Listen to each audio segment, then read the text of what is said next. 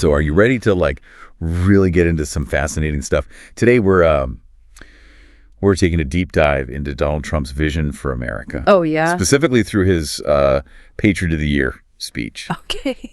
And some analyses that we've got lined up. All right. Now, look, our goal here isn't to take sides or tell you what to think. Right. But we're going to break down the core elements of his vision. Okay. Explore what might make it appealing to some. And of course, we'll examine the concerns that it raises. Right. But ultimately, by the end, you'll have a clearer, more nuanced picture. Yeah. Ready for you to draw your own conclusions. You know what I find really interesting is how Trump manages to tap into these deeply rooted desires, regardless of where you stand politically. Right. Safety, a strong economy, national pride. These are things most everyone wants. Right. The question we're exploring here is whether his proposed solutions are the best way to achieve them. Okay, so let's unpack that. One of the big themes that jumped out at me was this call for unity, especially when it comes to tackling crime. Okay.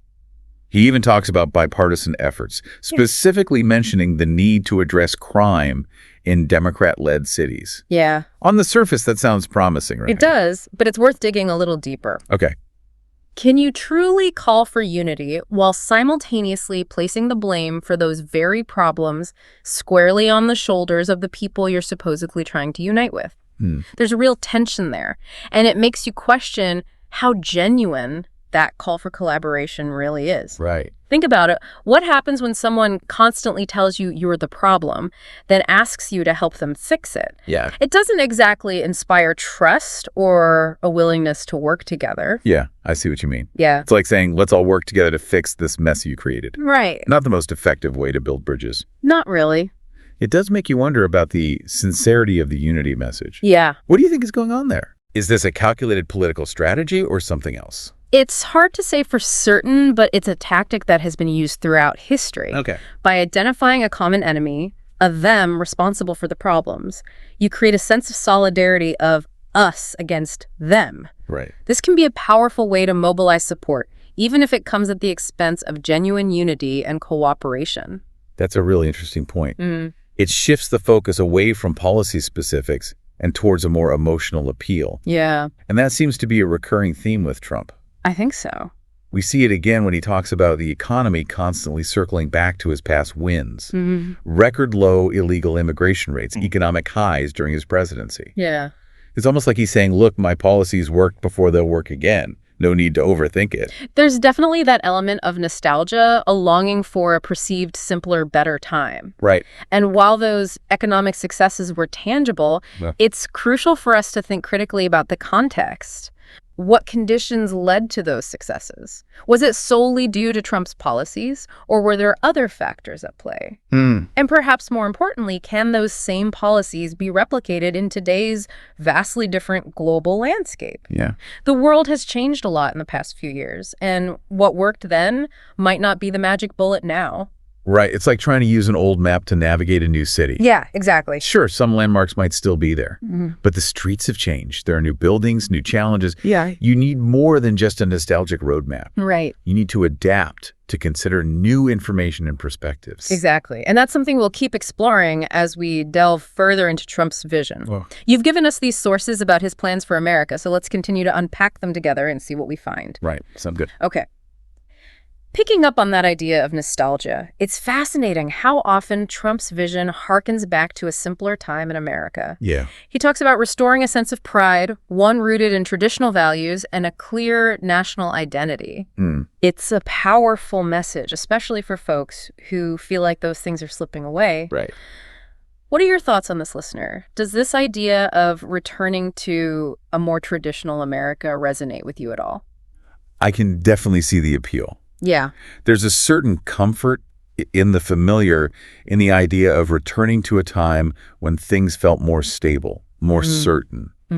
And Trump paints a very vivid picture of that time. Right. A time when America was a dominant force on the world stage, unburdened by self-doubt or apologies. Right.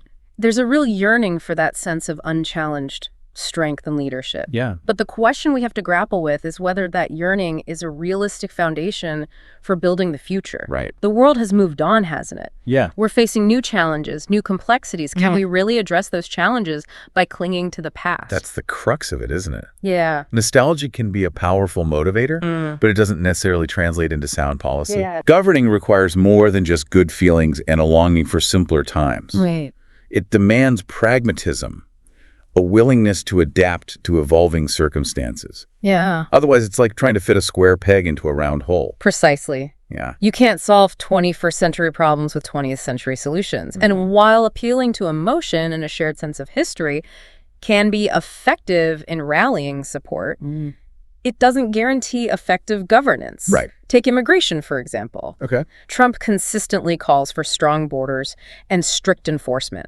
It's an approach that resonates with a lot of people who are concerned about security and national identity. And to be fair, those policies did result in record low illegal immigration rates during his previous presidency. Yeah, that's true. That's a fact, and it's something that a lot of people see as a positive outcome. Absolutely. Yeah. But as we've discussed before, it's important to consider the full picture. Okay. Is strict enforcement the only way or even the best way to address the complex issue of immigration? What are the long-term consequences of such policies? Do they align with our values as a nation? Yeah. These are questions that we can't shy away from, even if they make us uncomfortable. It's about finding that balance, right? The balance between security and compassion, between enforcing the law and recognizing the humanity of those seeking a better life. Yeah. It's a tough needle to thread, but it's a conversation we need to have. It is. And it's just one example of the complexities we face when trying to translate nostalgic appeals into workable solutions. Correct. Another area where this tension plays out is in economic policy. Okay. Trump often points to the economic successes of his previous administration as evidence that his approach works. Yeah. But as we've already touched upon, the world has changed, and replicating past successes in a new economic landscape is a tall order.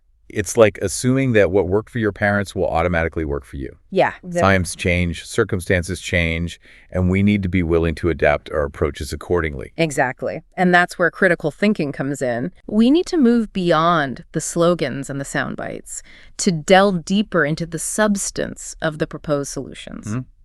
What are the potential unintended consequences? Who might benefit and who might be left behind? Right. These are the questions we should be asking ourselves regardless of our political leanings. It's about being informed citizens, Yeah. not just passive consumers of political rhetoric. Right. And that's what I appreciate about this deep dive. Yeah. It's about giving us the tools to think critically, to dissect these complex issues, and to engage in meaningful conversations about the future of our nation.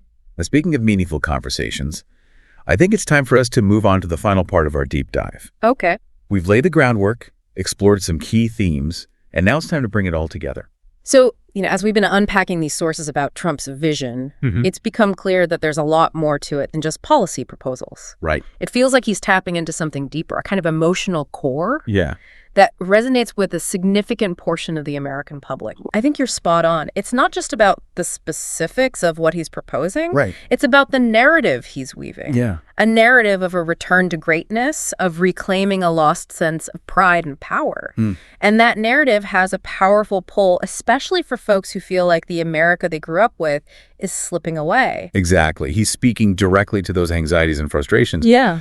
Offering a vision of a simpler, more certain time Right. when America stood tall on the world stage, unchallenged and unafraid. Yeah. And that image can be incredibly seductive, It is. even if the reality is far more complex. But I think there's another layer to this that's worth considering. Okay. Even if you strip away the emotional appeal, even if you disagree with his methods or his rhetoric, Okay. there's a kernel of truth in some of the concerns that Trump is raising. Yeah. Concerns about safety, about economic stability, about the pace of cultural change. Right. These are issues that resonate across the political spectrum, even if people disagree on the solutions. Okay, so let's break that down. Okay. What are some of those concerns that you see resonating with a broader audience? What are those core issues that might be driving support for Trump, Okay. even among people who don't necessarily agree with everything he says or does? Well, one of the big ones is definitely the feeling that America's standing in the world has diminished. Okay. There's a sense that we've lost our edge, that other countries are catching up, and that our leaders aren't doing enough to maintain our global dominance. Yeah. This ties in directly with Trump's emphasis on strength, on projecting power on the world stage. Right. It's a message that resonates with people who long for a return to that sense of unquestioned leadership. And then there's the economic piece. Yeah. We've talked about the nostalgia factor. Right. But there's also a real anxiety about economic security, about jobs going overseas, about the rising cost of living. Yeah. Trump speaks directly to those anxieties, promising to bring back jobs, to renegotiate trade deals, to put America first. Whether those promises are achievable is a separate question. But the underlying concerns are very real for a lot of people. Absolutely. And I think it's crucial to acknowledge those concerns, to understand where they're coming from, Yeah. even if we disagree with the proposed solutions. Right. Because if we simply dismiss them as unfounded or irrational, we risk alienating a significant portion of the population who are genuinely struggling and looking for answers. So how do we bridge that gap? How do we engage in a meaningful way with those concerns without necessarily endorsing Trump's specific solutions? Right. What does a constructive approach to these issues look like? I think it starts with listening, with acknowledging the very real anxieties and frustrations that people are experiencing. And then instead of offering simplistic solutions or nostalgic appeals, we need to engage in honest conversations about the complexities of these issues. Right. We need to talk about the trade-offs, the unintended consequences, the need for compromise and collaboration. It's about moving beyond the us versus them mentality and recognizing that we're all in this together. Yeah. That finding solutions that benefit everyone requires a willingness to listen to different perspectives. Right. To find common ground and to build bridges instead of walls. Exactly. And that's a message that I think resonates with most Americans, regardless of their political affiliation. Yeah. The desire for a safe, prosperous, and united nation, the belief that we can overcome our challenges by working together, by tapping into the best of what America has to offer. So as we wrap up this deep dive, Okay. I want to leave you, our listener, with this final thought. All right. Whether you agree with Trump's vision or not, I urge you to stay engaged, to stay informed, and to keep asking those tough questions. Yeah. Because the future of our nation depends not on clinging to a nostalgic past, but on forging a path forward together. A path built on a foundation of knowledge, understanding, and a shared commitment to building a better future for all Americans. Thanks for joining us on this deep dive. We'll see you next time.